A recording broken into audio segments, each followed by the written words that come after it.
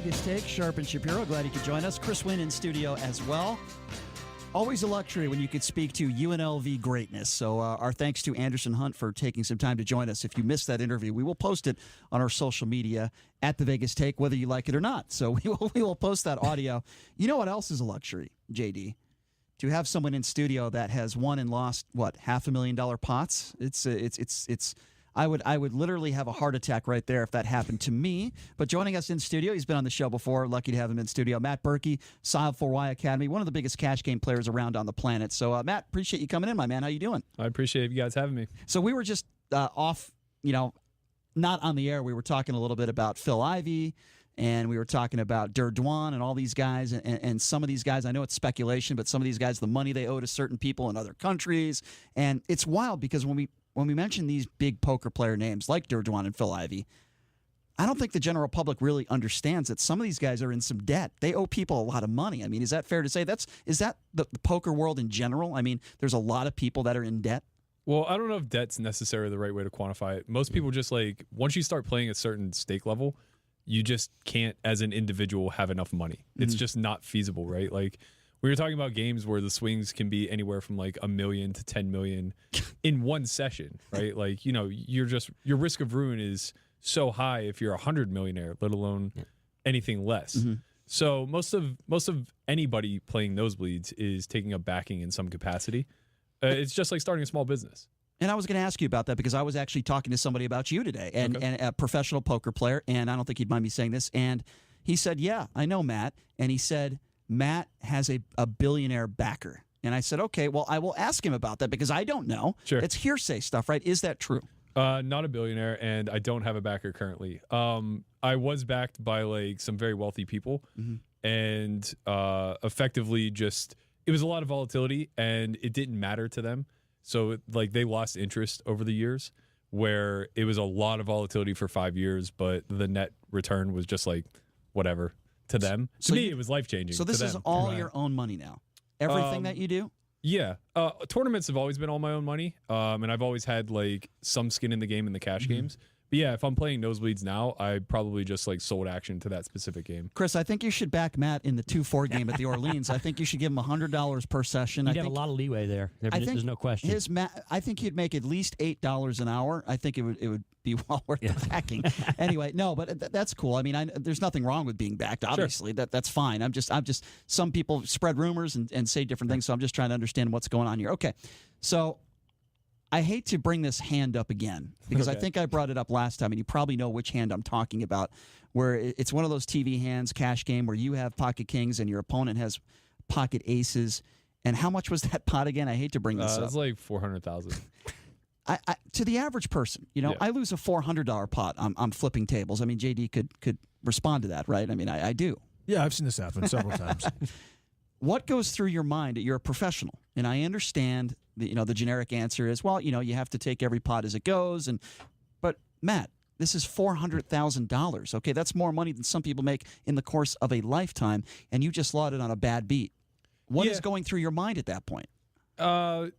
Nothing normal, for sure.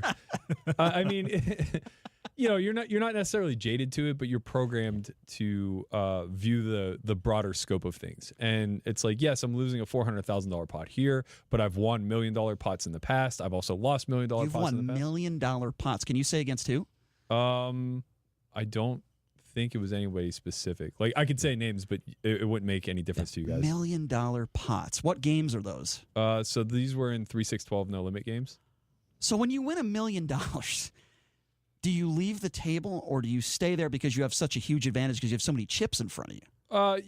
Sort of. I mean, it's a cash game, so people can sit down for whatever they want. There isn't really a leveraging effect that necessarily takes place with stack size. This might seem like a stupid question, but when you cash out, I mean, what do you do with all those chips? I mean, what do you do? Well, a lot of them aren't mine because I'm backed or selling actions, so I give them to the people that I need to give them to, or I keep them in a safety deposit box. But effectively, no one pot or one session really quantifies any sort of return. So I could win $1 million in a night, but I'm not necessarily going to win $1 million for the year even. And you just have to understand that, like, it's like high frequency trading. You're constantly going to be going through these ups and downs. And at the end of the day, you're just hoping to earn whatever your EV is. And I get it. You're a professional. Sounds like sports betting. It does. I get it. You're a pro and you have to think that way. But again, I'm going to belabor the fact. You're driving home from that session. Yeah. Somebody calls you and say, hey, Matt, how's it going? How was your day today? Oh, not bad. I think I won $1.1 million today in a cash game. I mean, to normal people, that's just insane. Yeah. You understand that, right? Yeah. No, 100%. 100%. I think, like, what allows, like, those of us in the realm to dilute it is understanding that, like, it's not yours to keep. Be it that you have to piece some of it out, or that you're just going to turn around and play with it again the next day. And this game has a very crippling way of humbling you fast. So, you just understand that, like, okay, that's a thing. It's there, and we're just going to build off of it. I'm still just trying to comprehend what it's like to take down $1 million pot. It's crazy. You do understand that. How Brian, many people in just, life? Just give yourself 2 minutes. Matt, so how do you prepare for these games mentally? Mentally, physically, what's your routine before you get involved in a game where you're sitting down and your minimum buy-in is $250,000 and your max is $2.5 million? Sure. I'm very rigid in my preparation, I guess. So as far as, like, physical routine goes, I go to the gym 6 days a week. I eat really, really clean and well. I'm fasting most of the time when I'm playing. Like, I'm not eating anything. And then, like, mentally, I started working with a mental game coach 5 years ago, maybe, Elliot Rowe. And, it's just one of those things where it's like, no matter what it is that you consider yourself to be elite at, or at least an authority in, there's always going to be blind spots. And it's important to defer to other people who are authorities in that realm. Like, I'm a personal trainer, but I've been lifting for 30 years. I don't necessarily need one, but, like, it seems like it makes sense to not have to think about how to figure out my training regimen when I could just pay somebody who's gone to school and done this their entire life. Same thing holds true for, like, mental game. It's like, I feel pretty self-aware, but at the same time, like, actually deferring to a professional who can say, like, you're kind of self-sabotaging in these spots or whatever the case may be. It's really good exercise. So, Matt, the average poker player or fan, for that matter, this is probably a question you get all the time. We have the WSOP coming up, of course. Is there a different type of approach when you're going into a big cash game as opposed to tournament play, right? I mean, because you would think that there would be a different mental kind of makeup and how you're going about what you're going to be doing. And basically just your approach. Is it different? Oh, it's so different. I mean, cash games, it's like, you're there for the long haul. You're there to put in volume. And it's just a day-to-day grind where you're hoping to exceed your hourly as often as possible. But with tournaments, especially the World Series, where it's like, it's so prestigious, it's so many events, it's so fast, you have this boom or bust mentality every single day that you show up. And, when you're expected to bust a lot. It's a good player will cash like 15% of the time. So if you're playing 50 events, you're hoping to cash maybe 6 or 7. And that means that you're bricking 43.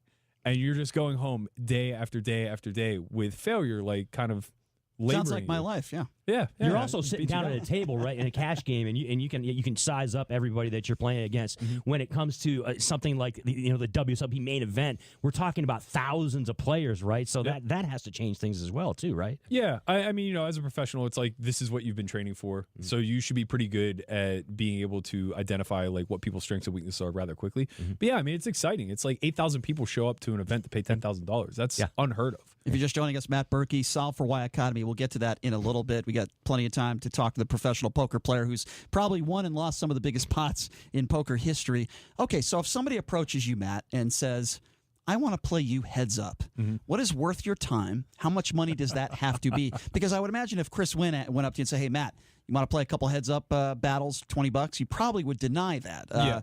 Yeah.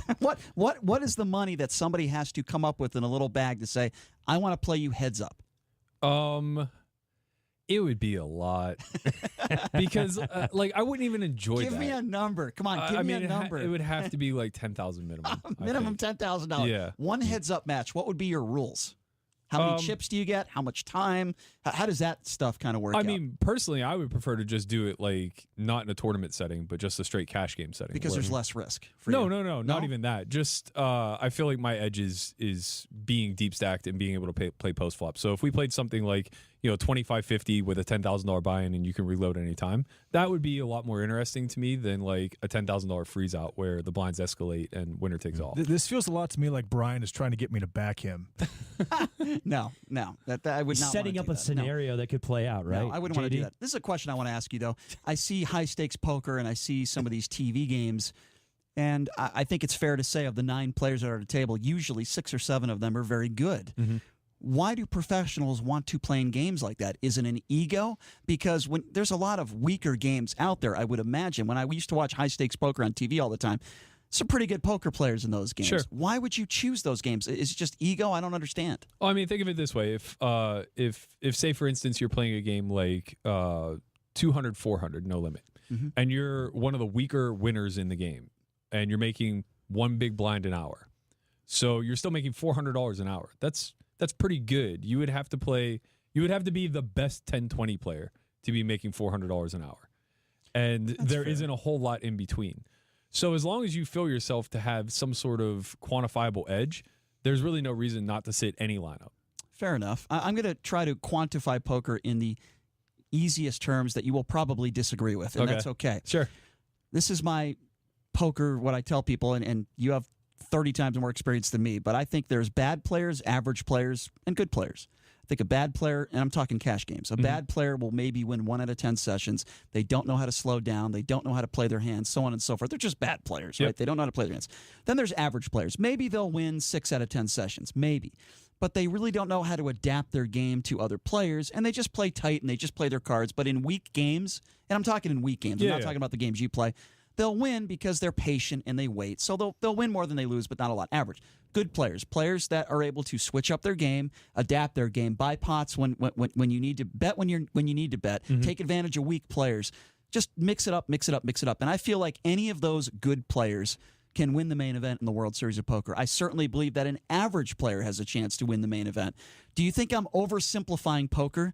Or do you agree or disagree with that? I think everybody oversimplifies poker. Yeah. It's one of the most complex, nuanced sciences that we could ever come across. I mean, it's governed by the rules of math, but it looks so chaotic from the outside looking in. But I do think that you're quantifying like the tiers of poker players is rather accurate, with the exception of using how often they win as opposed to how much they win. So I think an elite player is maybe only winning 6.5 out of 10 sessions. In tough games, though. No, in general. Really? If he's the best player in the field, he might be winning like 7 out of 10. Okay. There's just like the amount of volatility that takes place is so high that people kind of like turn a blind eye to it and just think like, well, if I'm good, I'm going to win. And that's true because your hourly is going to be higher than everybody else's. Right. But you're going to have to suffer through a lot of the losses. But there's a big fine line between playing a 1-3 game as a good player and playing 100, 200 no limit. It's a fine line. Those games are much more difficult to win at. 1-3 is much more difficult. You think? It's hard to overcome the rake. The Really? rake is incredibly high by comparison to the amount of money on the table. Really? Yeah, I mean, think of it this way: if you're playing in a room that has like a bad beat drop and the rake is already $4, say it's $5. That's true. They're taking an extra couple bucks. Right. Now, when that's the case, you have to be the tightest player in the game and the best player. So like those two things don't usually go hand in hand. Usually the best player is playing more hands profitably, therefore able to increase his bottom line. But if you're playing more hands, that means you're facing max rake more often. So only the winners are punished. JD, maybe I'm playing the wrong games, but I have success playing 1-3, so I don't think I don't really feel like playing 2,500, 5,000 today, but maybe later. Maybe next week. I think 2-5 is like a big jump and big step up from 1-3. The rake becomes less of a factor. Okay, and we're talking to general casual poker players, and I know you can help. I feel like 2-5, there's more gamble in those games. I feel like 1-3, there's less gamble, less risk, and that's just my opinion. I feel like there's a big difference between 1-3 and 2-5. I think there's a lot more gamble. I think it costs. There's a lot of games I see 2-5 where people are betting $30-$40 pre-flop. I know that's peanuts to you, but again, we're talking to the casual gambler. I think there's a big difference between 1-3 and 2-5. Well, you kind of quantified it in your phrasing. If you're gambling, you should love risk, because that's where all the volatility comes into play and where all the variance can shift in your favor. If you're not gambling, you should still love risk. But if you're a really, really good player like yourself, and you have a hand like Pocket Jacks, and you know a guy just came over the top for a lot of money, and you're almost 100% he has a hand like Ace King or Ace Queen, you don't want to get it in. Yeah, you do. Why? Because you're a favorite. You're making money. You're a small favorite, but you're though. making money. Don't you? Okay, but I'll push back. Don't you want to wait for a better spot? No. You're like, what, a 5% advantage? Don't you want to wait for a better spot where you know you're good? Well, you do know you're good. If he turned his cards over face up, so think of it this way. Let's say that there is $10 in the pot, and you guys have $200 behind, and he goes all in, and now it's $200 for you to win $210. You're being laid over 1-to-1. in a spot where I you're a understand. significant favorite. As a math person, I totally get where you're coming. In the long run, you're going to win money with that play. Yeah. I totally understand that. But to the casual player that without your bankroll that is playing 2-5 or 1-3, Sure. and they're sitting there with jacks, and they know it's. I know I say coin flip, but it's not a coin flip. But virtually, it virtually is. Let's That's be fine. honest. Yeah, Let's yeah. be honest. It is. I think it's and fine you're to call playing it that. against at a table where a bunch of aggressive idiots. Don't you want to wait for the nut flush? Don't you want to wait for the nut straight? Don't you want to wait for a better spot where you know your money's going to be good, even though I Well, understand what you're saying? Yes, if your risk of ruin is high. So if you lose this pot and you have to quit and you lose the opportunity to make money elsewhere, then sure, Okay. you should be passing on close spots. But as long as you're remotely bankrolled, there's no excuse to be passing on certain spots. So like now, don't get me wrong. If your opponent could have ace king and queens, kings, and aces, then of course you want to fold. Sure. Because now you're a dog to that overall range, and you're not in a very good situation. But if he turns his cards face up, and you can reload comfortably without being mentally checked out or financially at risk, then you just do it and you make your $50 on the play. And that's fair. I understand where you're coming from. How many times in your life have you folded pocket kings pre-flop? Once. Can you explain that situation for us? I was young, I was poor, and I was luckily right. You flipped his hand over? Yeah, it was forever ago. It was like 2007. I was just out of college. I didn't have a big bankroll. I was playing a big game. Okay. And it was back when people just wore their cards on their face. Give me this scenario. Okay. You're day one of the main event. Yeah. Okay. Playing at a very tight table. You have an older lady to your right who has played one hand in 7 hours. Sure. Okay. The only hand she showed was the nuts. Okay. Okay. Let's just keep in mind, you know she's tight. You know she's not going to bet unless she's got it. You've got pocket kings. Somebody makes a raise in middle position. Okay. You're in the small blind. You make a re-raise with pocket kings. The lady to your left goes all in. Okay. She has your stack. Let's just say you have 30,000 in chips and it's the first hour of the main event on day one. Sure. She goes all in for 30,000. Guy in middle position folds. Yep. You're looking at your cards. You got kings. Your read, based on the way she's played, there's no way she would do that with queens. You don't think she has ace king. Spot on. You believe she has aces. What do you do in that situation? Day one of the main event, first hour. I would comfortably fold. But tournaments are way different. Yeah. Because even if I'm wrong and she does have queens, me doubling up there isn't worth that much. It's not worth the risk. Well, right. it's just not worth very much because think of it this way. So in a cash game, if I win every single chip on the table, Yeah. I get to walk to a cage and cash all that out. In a tournament, if I win every single chip in the entire event, I only get 10% of the prize pool. Right? That's so interesting. Yeah, Interesting way to think about it. Yeah, so winning that pot doesn't mean very much Cash to me at game, all. you insta-call. And it's only Yeah. it's a $10,000 investment. Right. Right.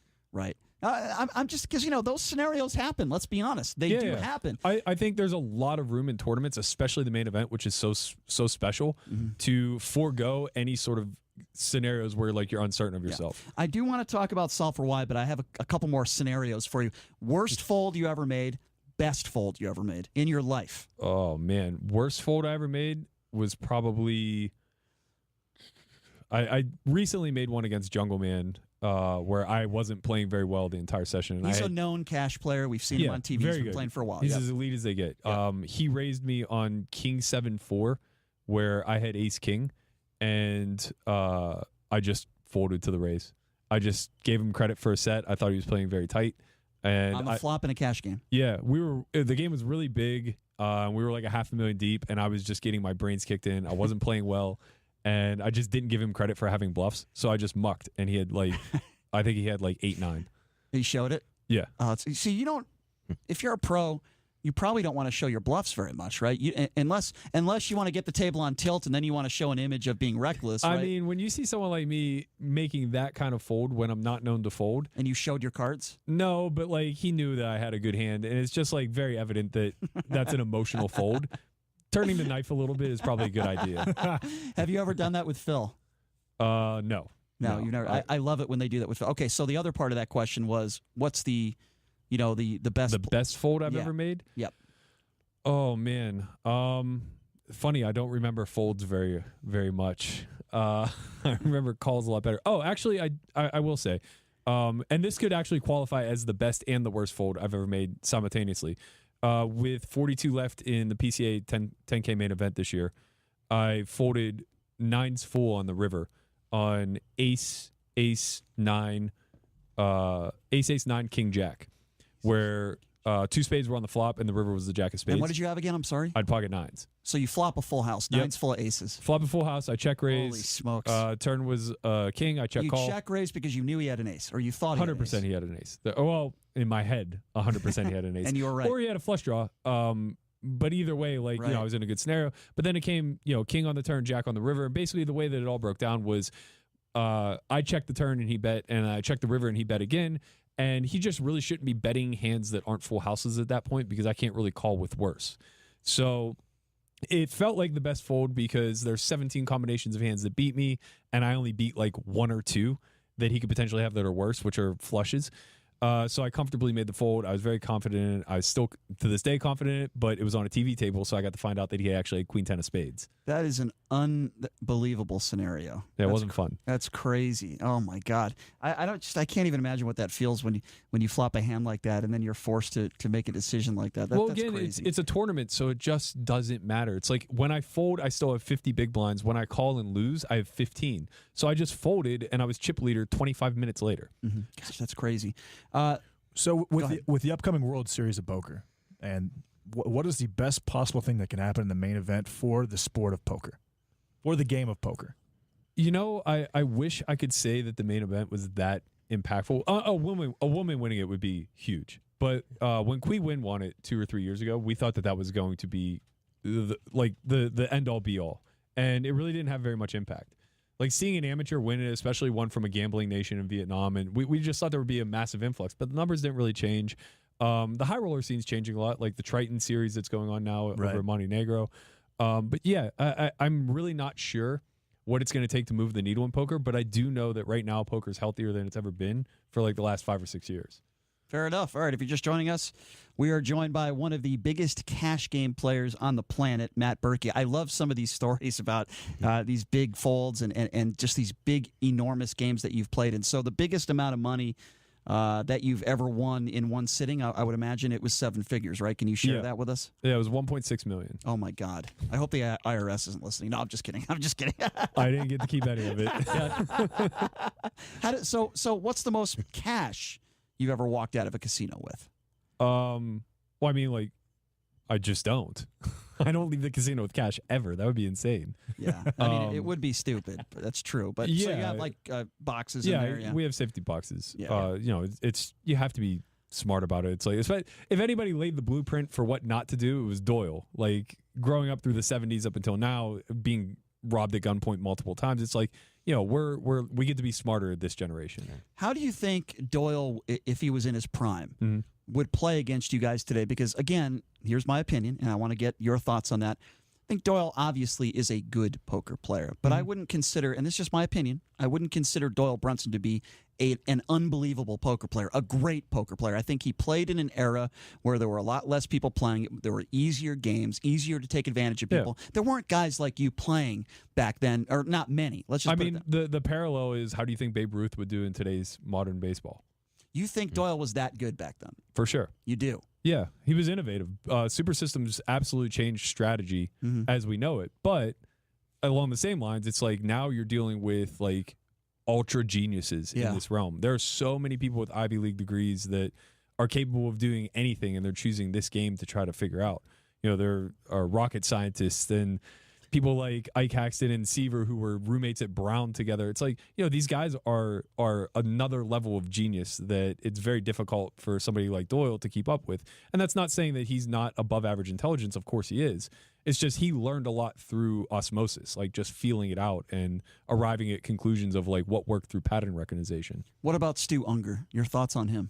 Kind of the same thing, like amazingly good at understanding his environment and figuring out the weak spots and like where to pressure. And I think that there's still room for that in this game. That's a lot of like what we try to marry at the academy, is taking the analytical side and kind of marrying it to the EQ side of things, of just like recognizing how people operate. When you hear a story like that, and when you hear about a guy who died with like $500 or $600 to his name, and I agree with you, a genius poker player, right? Had his vices, like many people in today's game have, right? Sure. What are your thoughts on that when a guy dies with that no money to his name, and he's regarded as one of the best players probably to ever live? Yeah, I mean, it's really unfortunate. In some ways, though, it may have, and this is kind of a bleak take, but it may have saved him from like an elderly state of suffering. There's just such a big fall off once you lose your mental edge in this game. And it's very difficult. You know, there's no retirement plan like there's in pro sports where you hit an age and you know to walk away. So it's like, I don't know what 65-year-old Stu Unger looks like in No Limit Hold'em, but he's probably panhandling on the strip somewhere. And, you know, that's not because he was never great, and it's not because he wasn't a genius. It's just because the game evolves so rapidly. It's difficult to keep up.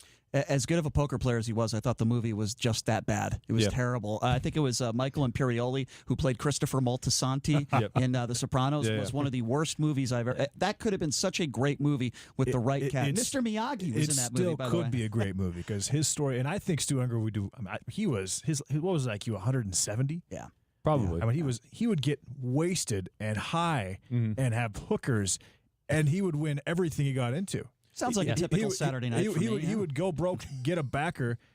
I mean, didn't that happen twice where he went broke and got a backer and then won the World Series main event? Really what it boils down to is just how much you're willing to acknowledge your own ego and arrogance and shift a little bit into tools and analytics. Like, the AI wave is just coming. There's very little we can do, and I don't care how smart you are, you're just not better than the machine. All right, so guys, if we had to pick one person to play Stu Unger, and we actually think that they would actually do a good job, who would that be?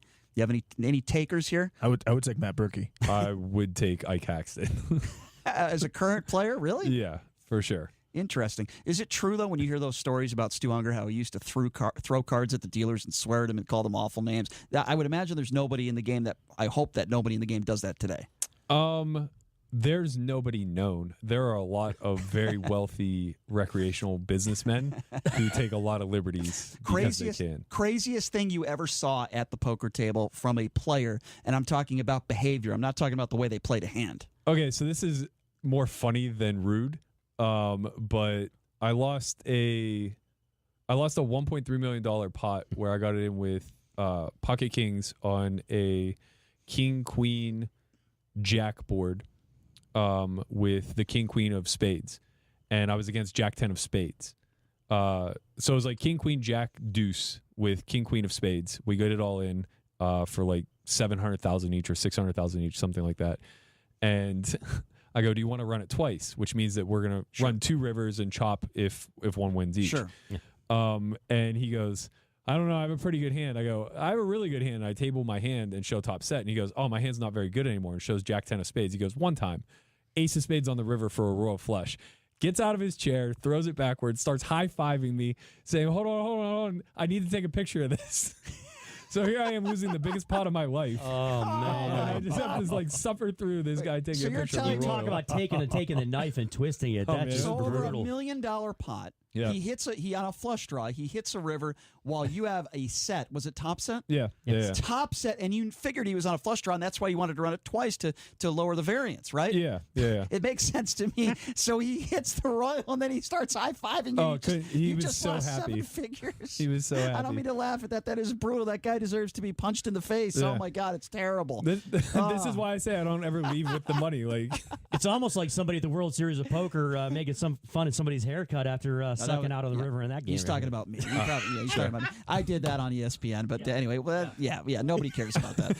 Anyway, we're here with Matt Berkey, Solve for Why Academy. There is actually a way that he can teach you how to play poker at a very affordable price. What I want to do is I want to take a break, and then I want to come back and I want to talk about that. How people can actually learn from you and other poker professionals how to win at poker. A very valuable tool, especially for people here in Las Vegas. And if you have a question, give us a buzz, 257-5396. Again, 702-257-5396 alongside J.D. Sharp. Chris Wynn will take a quick break. We'll be back right after this. You're listening to The Vegas Take on the all-new 101.5 FM, 720 AM KDWN. All right, welcome back. It is The Vegas Take, Sharp and Shapiro. Chris Wynn in studio. We're joined by poker pro and high-stakes poker player Matt Berkey, the WSOP right around the corner. We'll get to that. Of course, he's from solveforwhyacademy.com, and we will get to that as well. We had a caller that called in. And by the way, if you want to ask Matt some questions, feel free to give us a buzz at 257-5396. Again, that number to call, 257-5396. We had a caller that called in that wanted to ask you a little bit about Annie Duke, of course, the sister to Howard Lederer. Maybe we shouldn't go there about Howard Lederer and Chris Ferguson. But what did you think of Annie Duke's book, and what do you think of her as her poker career? So I haven't read it, but I saw that she's gotten like pretty high reviews. She's really rebranded herself in the like financial sector, or maybe more of like a self-help guru from a financial standpoint. You know, we've pretty much blackballed her as a poker community. Nobody really even mentions her name. Why is that? So I guess like to the layman, this is probably like goes unnoticed, but right around Black Friday, I can't remember if it was pre or post, but she developed this league called the Epic Poker League, and they made all these guarantees that they couldn't back, very similar to Full Tilt, where they had $1 million free roll for people who accrued enough points, and it was meant to be like similar to the PGA, where you had to kind of like earn your card or satellite your way into these events. So basically, like I think it was like 100 players were selected based upon their career metrics that were invited to play, and they could play in these events, and then they would do like 10 extra people who could win their way in through satellites. So basically all they were playing for were point accumulations as well as prize pools, and eventually there was going to be this big $1 million free roll at the end of the year. Well, the league just basically packed its bags and left Vegas before the free roll ever took place, and she was never heard from again. So what happens to these players? Were they allowed to sue, or like what? Nothing? I mean, I'm sure that they tried to put together like a class action and things like that. Well, what a shocker that it runs in the family, because what a shocker that her brother helped run a Ponzi scheme with Full Tilt. That's just my opinion. I think Howard Lederer and Chris Ferguson knew exactly what was going on. I think it's BS. I think they're lucky that they're not in jail. I think they deserve to be in jail. And I'm tired of the excuses from some people that are friends of theirs. And Chris Ferguson never apologizes. And then a couple years later, after he starts playing in the World Series of Poker, he puts up this 20-second half-hearted apology. I mean, I'm sorry, but it was completely ridiculous. The fact that those guys are even showing up to play in the World Series of Poker is beyond me. I feel what's ridiculous. crazy to me is that he didn't like cut his hair or shave his beard. Like, I mean, if you're gonna make a resurgence, like at least try to fly under the radar for a little while. But as a guy that does it the right way, like you, right? It has to anger you and bother you that these were huge poker names, and what they did hurt poker. It hurt the credibility of the game, online poker, across the board. Let's call it for what it is. These guys are scam artists. They're criminals. And the fact that they're allowed to play in the WSOP, I think they should have been blackballed from the WSOP. Yeah, it's touchy. I mean, it's really close because the WSOP has every right to ban them. They're a private entity. Of course, they could if they wanted to. Along the same lines, it's like, you know, it sets a very weird precedent where now they become judge, jury, and executioner based on what, like white collar crimes. Don't get me wrong, like I'm on your side when it comes to all this. Like, you know, I know what it's like to start a business. I know what it's like to start from scratch and run it. And for them, I think it got too big too fast, and they probably brought in a lot of the wrong people. And eventually we're just like blinded by all of the money that they were making. But to not understand that you need to segregate player funds from the money that you're using, It's insane. You're conscious. You're either willfully ignorant or you're consciously stealing. Have you talked to either of them since this whole thing went down? No. And honestly, like a lot of people have kind of like accosted Ferguson at the series when he's playing, and Lederer too. And it's just, it's the wrong approach, I think. Like, don't get me wrong. Like, I agree these guys need to be punished, and it's unfortunate what happened to the community and things like that. But I think that, like, you know, throwing trash in their face whenever they're sitting at the table. Well, like, that's a little over the line. It's counterproductive. I'm being kind of facetious, but it's like, you know, it's similar to like whenever your hero as a child let you down, and all of a sudden you realize that they're fallible humans. That's not the right approach. Like, actually getting them on camera at some point to tell their side, I think would be incredibly helpful, even if it's full of lies. I think Howard Lederer already did that once. He did right one, after the fact, which was a ridiculously bad interview. I didn't think it was good. And then Ferguson's a coward, in my opinion. I don't think he'll ever do it because he's a coward. I think he's shown his true colors. Let me ask you another question about the day and age of poker. You know, I think that 10 years ago, when you watched high stakes poker, when you watched the World Series of Poker, it was getting great ratings, okay? And I'm not saying, you know, there are certain entities on the internet and stuff where you can watch poker, and a lot of people are watching the diehards. Yep. But I believe we need more personalities in the game. Now, maybe my opinion, I don't know, but that's just how I feel. I feel like there's too many guys in their 20s and 30s that are internet pros that don't talk at the table at all. I'm not saying it has to be a necessity, but I think in certain situations, the World Series of Poker, for example, in the main event, we want guys to talk. You know, everybody's like a John Juanda at the table, right? That's bad for poker. It's not good. We need more personalities in the game. There are some, but what is your take on that whole thing? Well, a few things. I think the TV poker's lost its luster, and I think that part of that is because of the lack of characters, but a lot of it is just because we've lost advertisement dollars. There's no online poker anymore to kind of fuel these things. Like, what people don't understand is those high-stake poker games that used to run, the players were getting paid like $1,000 an hour to be there. That doesn't happen now. We all show up under our own volition for no good reason. We're not branding anything. We're not doing anything. We're just gambling. And we're exposing a lot of ourselves along the way. You know, we're giving away a lot of information. People can study your play. And there's just like a lot of give and take from the player side and not really much from the bigger entities. As far as table talk goes, I personally don't get it. I don't understand the appeal to it. It seems silly. Like, I don't think anybody wants to hear a conversation on the golf course between a foursome. That's not the conversation I'm talking about. I'm talking about a Mike Mattisau or a Phil Hellmuth or a Danny Negreanu talking smack. When you look at, and I don't want to compare poker to a sport, but let's be honest. It's a psychological game, just like any sport. You're trying to get in someone's head. You look at the best players to ever play basketball, football, baseball. They all talk smack. I think that should be allowed in poker. I think you should be allowed to needle somebody. You shouldn't be allowed to threaten somebody. Sure. You shouldn't be allowed to swear at somebody or talk about somebody's mom. But you should be allowed to get inside someone's head and talk smack, right? In a heads-up scenario, right? Well, even, let's just say people are in the middle of a hand and there's two people without cards and they want to continue to yap at each. I don't have a problem with that. Yes, in a perfect world, but in a cash game or whatever, when it's on television, I think it's good for poker to hear guys. No, talking about a stupid round on a golf course, I agree with you. That's dumb. Nobody wants to hear that. Well, the whole thing of it is that, like, even all the references that you made, you don't actually hear the talk.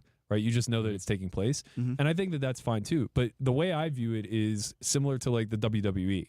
So all the character development is done outside of the ring, right? And then what takes place in the ring, we just kind of like are using our own observation to kind of fill in the gaps. We see that they're talking, and we don't know if they're shit talking each other. Sorry.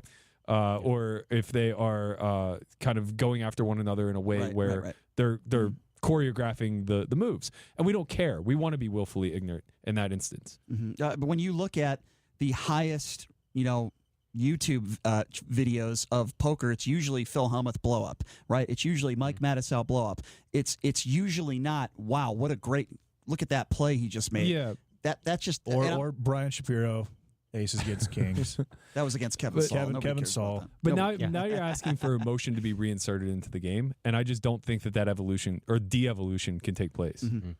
So you mentioned that poker is in the healthiest state it's been in quite some time, but you mentioned at the same time that the online poker isn't a thing right now, and the advertising dollars aren't there. How is that so?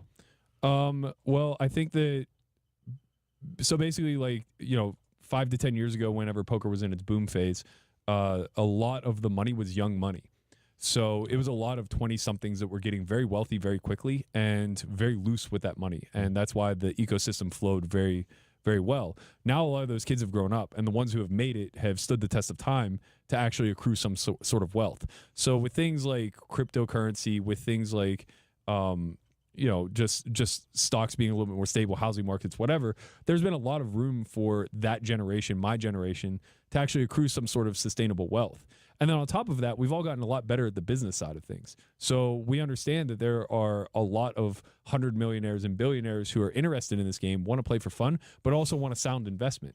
And, just look at the high roller scene. There's, I think, like the average high roller is spending like $15 million a year in buy-ins. So do you play poker under an LLC then? Yeah, I actually always have. I just recently liquidated it because it made sense with me having the business. But yeah, I structured myself as a business in 2009. Brian talked about Tom DeWan and Phil Ivey being in debt to people. How many professional poker players, I'm talking guys that do very, very well, do you think bet sports on the side? Good question. A solid 25%. I'm probably lowballing it. That's a lot. Yeah.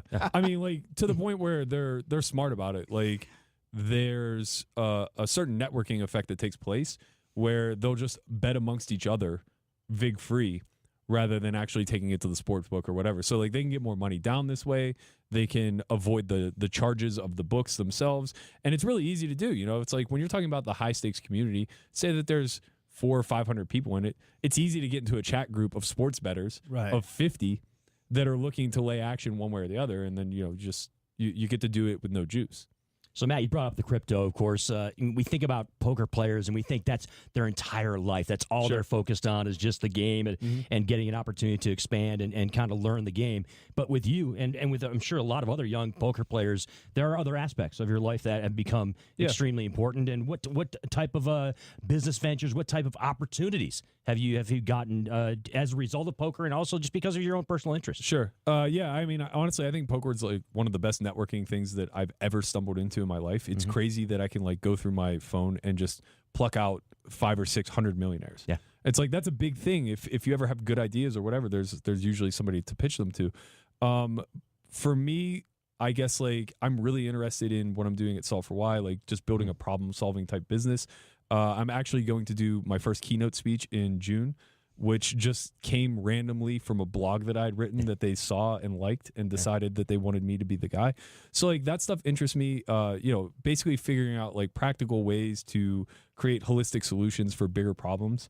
Would ultimately be the path that I wanted to go down. Solutions for bigger problems. Maybe you could give me some dating advice, but that's another show for another. There is no chance that that's even possible. That's a dead end. Or maybe how to clean your car. I could use that as well. Sure. I struggle with that. That's also a non-starter. It sounds like they go hand in hand. Yes, they do.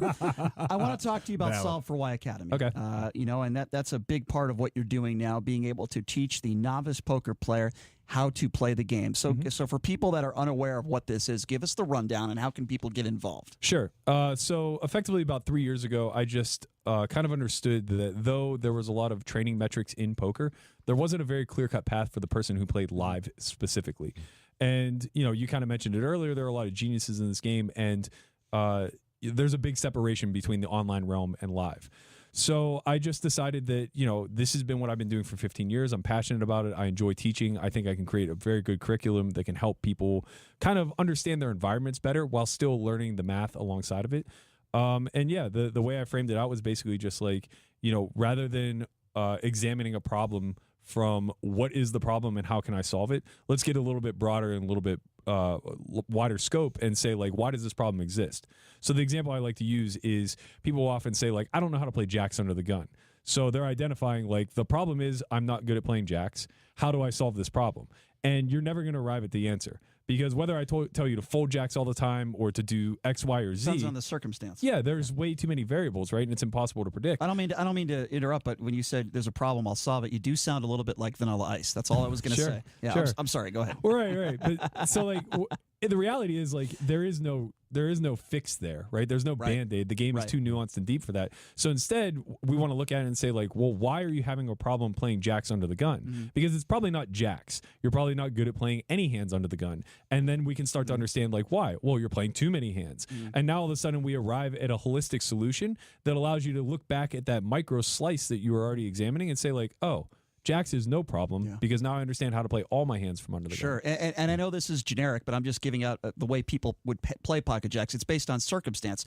Tell me if you disagree, but if you're playing at a table that is absolutely nuts, and if you raise with pocket jacks, somebody's going to put you all in. Sure. You might want to just call a raise and wait for the texture of the flop and then play it from there, right? But then again, if you're playing at a fairly tight table and you got a couple limpers on a couple weak raises pre-flop, you might want to re-raise and, hey, maybe I'll try to take it down there. Maybe I have the best hand. Is that a fair assessment of jacks? And I know every situation's different. Yeah, I mean, it's probably a little bit too specific. Effectively, you just want to do what all the other hands in your range want to do as well. So think of it this way. You're going to play like a litany of hands. Say it's like 25 hands that you're willing to play from that position. Well, you want to be able to play them all very similarly, and you want them to protect one another in a very consistent way. So whatever you're doing with jacks, you should also be doing with 7-8 suited, and you should also be doing it with aces. Interesting. I never thought of it that way. Okay, so if people want to get involved in Solve for Why Academy, give me like sort of a price range, and how long is this class? Sure. So we have an online training site that allows you to just like watch videos and kind of take in the information at your own speed, at your own time. That ranges from $50 a month to $200 a month. And the actual That's live. cheap. Thanks. I'm glad. That's a good deal. That sounds like a reasonable investment. It's reasonable. I shouldn't say cheap. Reasonable. I'll take that. And then the actual live course is 3 days, 10 hours a day, and it's $3,500. So we do 4 hours of coaching in the morning, 3 hours of gameplay on an RFID table where we get to watch all of the hands that you play. We film it. We commentate on all the errors like that you you see on TV. Right, exactly. How It's many other effectively- poker players, professionals like yourself, are involved in this? There's 5 of us. Oh, wow, that's a lot. Yeah. Okay. I mean, it's a big undertaking. And it happens here in Vegas. Yep. Do I get a free lunch or? Yeah. We I cater do. the whole thing. That's what's really important For to me. sure. I want to get a free lunch. Well, that's cool. Yeah. So you just go to the website solveforwhyacademy.com, and that has all the information Yep. on how you sign up. How many signups have you had since you started this thing? We're just about to break 200. Oh, that's wow. That's a lot of players. So we average probably like 13 or 14 per session. We have the capacity to hold 18. That's really That's like $800,000 in revenue. that's a lot of money. That's not serious. bad. No, so it's That's like not cheap. so I'm going to compare this to poker training for like a Navy SEAL, like the Navy SEAL style poker training boot Yeah. camp, if you will. Is that a fair? Yeah, I think analogy? it's very fair. Most Yeah. people like come in very excited and leave very just like disheveled and confused. But it's perfect. It takes a few weeks, and then all of a sudden stuff starts to make sense. So we only had 2 minutes here to go. Mm-hmm. What is the most annoying question that the novice poker player asked you on a regular basis that you just get annoyed in answering? Ryan's the very negative, by the way. Wait. The most annoying question from a poker player or in Anybody, a general? or even a radio host. Okay, so anybody Yes. is always. Do you know how to count cards? Why would they ask that to a poker player? Because people don't understand the difference. Obviously, But so That's do, ridiculous. So do I? So do you? I know how to count cards, but no, I very rarely gamble. It's a stupid question. You're a poker player. Right, they don't get it though. The worst question I get asked by like the novice who's actually very interested in studying and things along those lines is, how can you help me understand what this person in my game is doing? And the only reason I say that that's a bad question is because that person doesn't matter. You're not failing because of something he's doing to you. You're failing because you don't understand anything on your own right. So it's like that's really what we ultimately want to arrive at, is just formulating a way or a methodology to ask better questions so you can arrive at better answers. And what works for you? What makes you comfortable? What makes you successful long term? That's really what we're talking about here. It's not short term, it's long term success. Right. You'll neutralize that guy through your own strengths, not by trying to figure out some game plan against player X. Well, I know you told me, and we only got about a minute here. I know you told me there's what, like 70 WSOP events, and you're looking to sign up for 50. I wish you luck quickly because we only got about 20 seconds. What are you looking for an expectation at the World Series of Poker? Do you have a money trap set up? I think it's silly to set financial goals just because it's out of your control. I want to make sure that I don't just take days off, so I want to put in a volume goal, but I'd like to win $1 million. Fair enough. Well, Matt, I can't thank you enough. I hope you do that, by the way, and then you can come in and brag about it. Sure. Matt, thank you so much for joining us. Chris Wynn, appreciate it. JD, Thanks a lot, we will Matt. see you guys Thanks, Matt. tomorrow. Thanks for having same me. time, same place. Ken Thompson coming up next. Thanks for joining us, everybody. Have a great night. Ken Thompson coming up next.